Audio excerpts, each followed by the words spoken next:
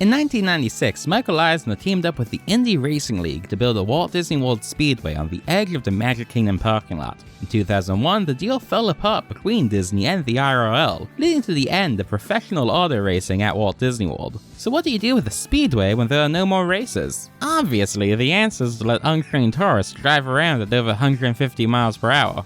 Our story starts with the king, Richard Petty, the most accomplished stock car racing driver in history, the first driver to win the Cup Series championship 7 times. He even voiced a character based on himself, Strip Weathers, aka the King, in the Cars franchise. He raced from 1958 to 1992, and after retiring, he started looking for other ways to occupy his free time. When his attempt to run for the North Carolina Secretary of State in 1996 failed, yes, that happened, Richard Petty went on to create the Richard Petty Driving Experience. This gave guests a chance to get behind the wheel of a real NASCAR vehicle around an actual racetrack at high speeds, or ride along in a passenger seat with a professional driver who can show you what these cars could really do. This high-octane, thrilling, premium experience gave people the chance to live out their high-speed racing fantasies, which made it the perfect fit for the place where dreams come true. In 1997, the Richard Petty Driving Experience came to the Walt Disney World Speedway. Originally just during the off-season between professional races, it quickly became the crown jewel of the racetrack.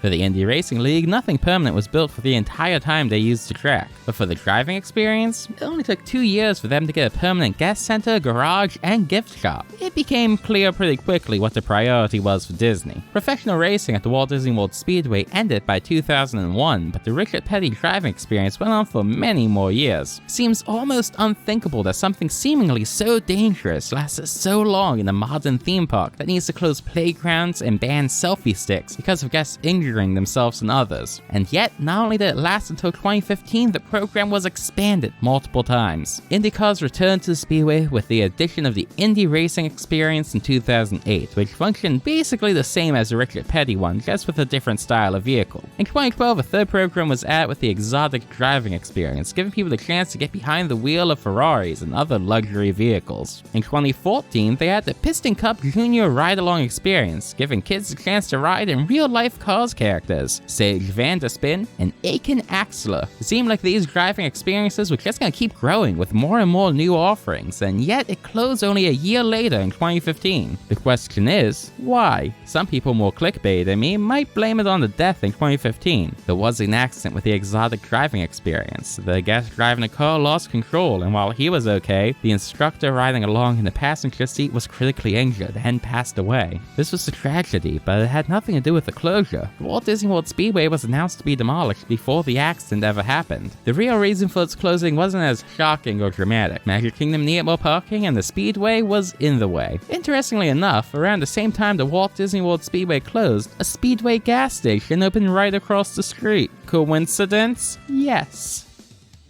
Thanks for watching. If you haven't yet, make sure to check out this video I did on the Speedway itself for more context. After that, donate to me on Ko-fi, become a member to see extended versions of my scripts. And after that, update the World of Cars wiki pages for Sage Vanderspin and Aiken Axler. They don't mention the Speedway at all.